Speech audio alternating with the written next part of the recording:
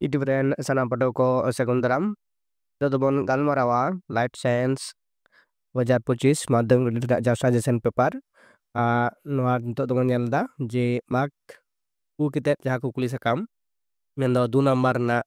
kukuli ko huyuga kukuli ko bon nyela oka ko kukuli ko very important geya ar noa binit re madam binit re hej dare noa kukuli ko hese or chapter wise kete noa kukuli ko hataw kana ar suggestion lekate teyar huy kana hese puylu node on nyel dare kana che leda mid number re je hormone do G Formoria chemical coordinator sedak ko meta'a hese ina pura 2 re menak kada hormone rena barya cari tol me per number rena kada barya সংশ্লেষ auxin nyutum ol me tapore pun number rena kada je hormone rea nyutum chet kana jaha do dari koa traffic cholone amtawa tapore mone number rena kada sonal ग्रंथि do chet ko meneda daike olme tapore manmi hormo reya janam ग्रंथि khon hormone jawra GTH reya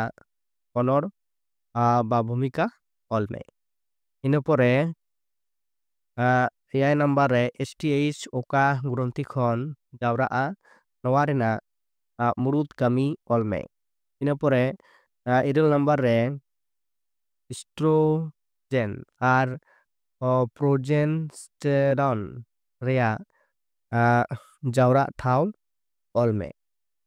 hese no chapter 1 kona kukli bon nyel keda tina iril gotang erpon tomon nyela je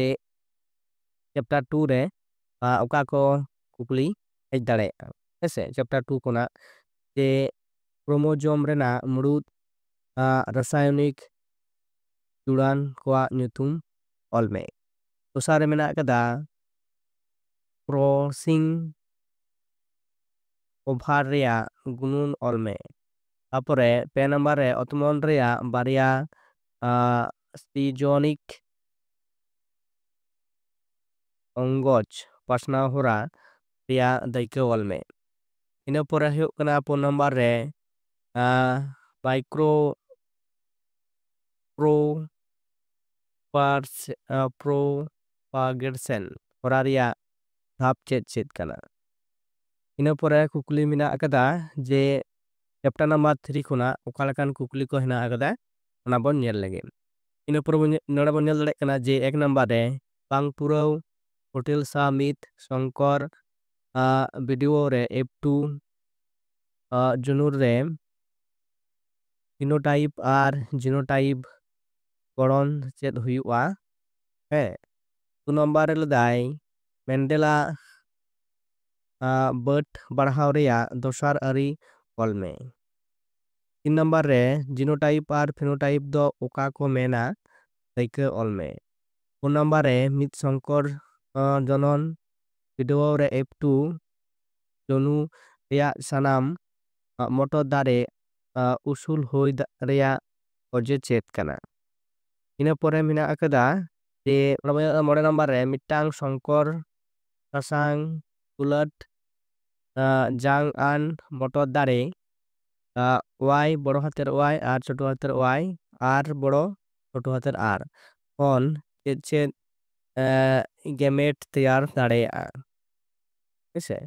ina pore bon nyel da chapter 4 node bon mark 2 node khuna oka ko kukli hej kana se suggestion re menak akada nyel lege bon sedai lolo ledher yub do chet kana banchaw lagit te ladhai reya tonga olme apore henak kada yoga to jog per udporton lede chet em bujewa daike olme apore henak kada sundori dare reya parya manwa dare turit olme tapore hekna paira manwa dare re hoi thuli reya onor ol me. Ina pore menak kada 3 number re hakuwak dak reyak manaw dare re mitosis dil reyak gunun olme. Hengse. Ina pore chapter number 5 re bon nyela.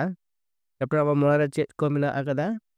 Chapter number 5 re lay dai je mid number le dai nitrogen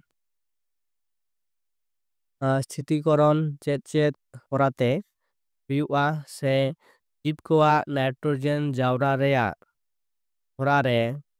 hametan barya jibanu koak nyutum olme. 2 re nitrogen chaka reyak gunun olme. 3 re layong re nitrogen pasnaw re bacteria koak onor galoch me. Tapore henak kada 4 re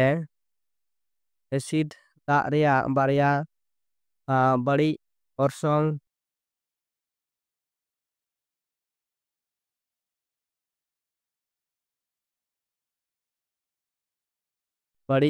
olme. Langga ajar reyak oje ko olme. 2 re lolosong khatir jib hunar re chet ক্ষতি হুই দাঁড়ায় olme. Ina pore red data book do chet kana. Tapore henak kana